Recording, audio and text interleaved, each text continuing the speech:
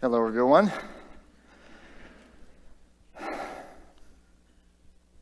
I'm happy to be here with you at the TEDx Berkeley event today. I teach something, an approach to living I call the Peaceful Warrior's Way. But I would like to set a context for what I'm about to share with you, so let me give you a sense of my story in brief.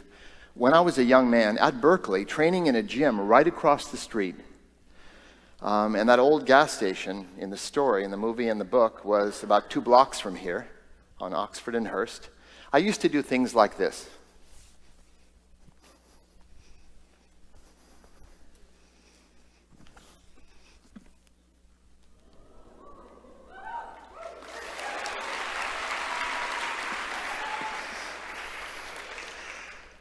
But now I'm into my 68th year on planet Earth, so you won't see me doing much of that anymore. In fact, they've moved my books from the New Age section to the Middle Age section in the stores. But back then, I was focused, almost obsessed with the idea of talent and understanding what that meant. I defined talent as the ability to learn something quicker and easier and rise to higher levels. That seemed like a fair estimation of talent. And I asked, could it be developed? Is it innate or developed? And it seemed to me intuitively, and since research has confirmed, that talent is about 20% innate, body type and so on, for sports. But about 80% could be developed. And I said, back then when I was training as an athlete and when I was coaching at another university down the peninsula, I started working with that idea. What constitutes physical talent? What helps people learn faster and easier and rise to higher levels? And what if I trained a foundation and my athletes developed that before focusing on the skills of gymnastics? So it seemed to me that strength and flexibility and coordination and rhythm and timing and reflex speed and balance all contributed to this ability to learn faster and easier. So for the first year, I trained the athletes in all these qualities. And the team went from the bottom of the conference to one of the top 3 teams in the nation in about 3.5 years. I trained the top U.S. Olympian as well. So my theories did work in practice. And I might still be coaching today. But I was going through some things in my own life outside the gymnasium. And I realized being able to do handstands and somersaults didn't help me much when I went out on a date. You know, and those skills really didn't apply directly when I got married or had children and dealt with financial challenges and career decisions and all the challenges of everyday life we all face. So that's when I started asking bigger questions. How can we as human beings develop a talent, not necessarily for sports, but a talent for living, for the actual changes of everyday life? Now, I've said a few things about my story, but let me acknowledge your story. You have a story as well, and it's your treasure, because no story on the planet is exactly like yours. It's not as if you just have a story, you are a story in the making. You're a novel being written, and you never know what the next chapter is going to be. So I want to acknowledge that. We've all overcome adversity and difficulties in our life. Now, I could be wrong about that, so maybe I can ask for a show of hands. Would you raise your hand, please, if you've experienced physical, emotional, or mental pain in your life? Could I see a show of hands out there? Thank you. Okay, we do have that in common. You know, I think you'd agree, though, that difficulty, that pain, that adversity you may have dealt with, because of that, you're a little bit stronger now, maybe a little bit wiser, and maybe even have a greater sense of compassion and perspective for having gone through that. So we don't have to pretend to like difficulties when they come, but we need to keep that thread of attention that there are hidden gifts depending on how we respond to it. That's what I learned. So that question of how we can develop talent for living actually led me around the world studying with various mentors over more than a decade, pretty intensively.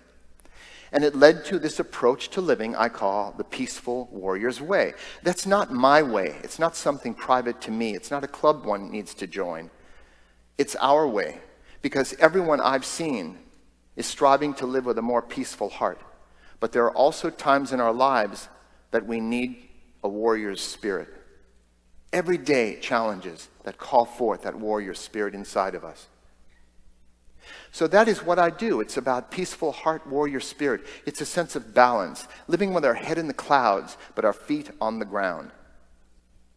So then you might ask, well, what would be a peaceful warrior's approach to catalyzing change? Well, let's be very realistic.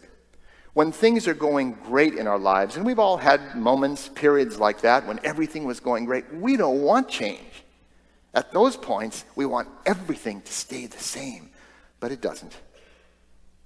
And so life changes. Life is full of change. And so but when things aren't going well, when we have some challenges in our life coming up, then we're looking for change. Some of us, it's enough to catch a cold. And we start re-examining our life. You know what I mean?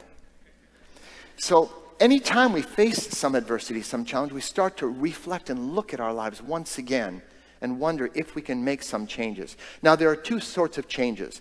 There's external changes brought about by political activism, changing our technologies, institutions, social institutions.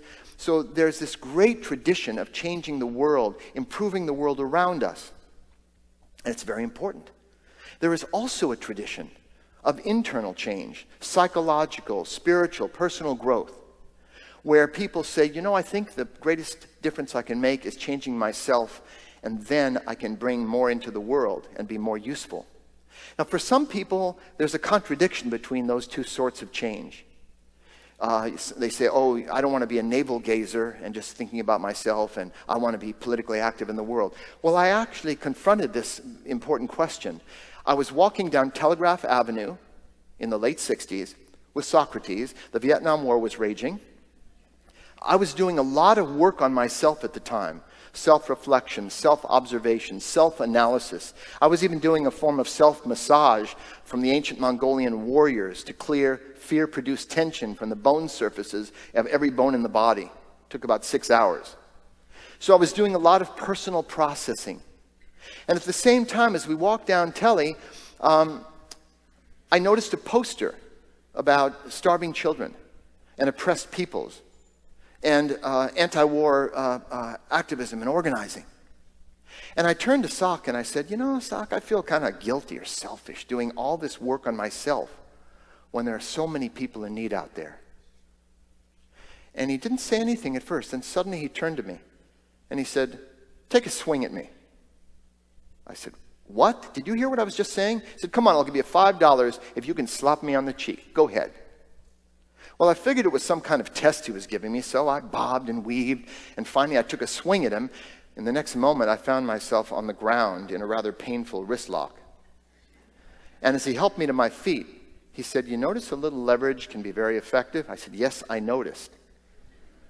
He said, well, if you want to help people, of course, do what your heart tells you to do, but don't neglect the work on yourself, because that's what's going to give you the clarity, the courage to know how to exert the right leverage at the right place at the right time and really make a positive difference in the world.